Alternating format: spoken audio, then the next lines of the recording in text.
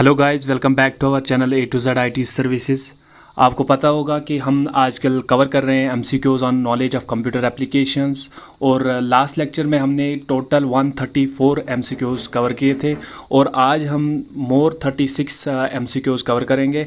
और जो हमारा टारगेट है वो 1000 MCQs है total on this computer knowledge और computer awareness.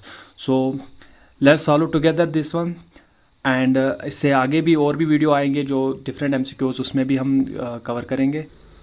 So in the last lecture we were on the 134th question, and let us move towards the 135th question, that is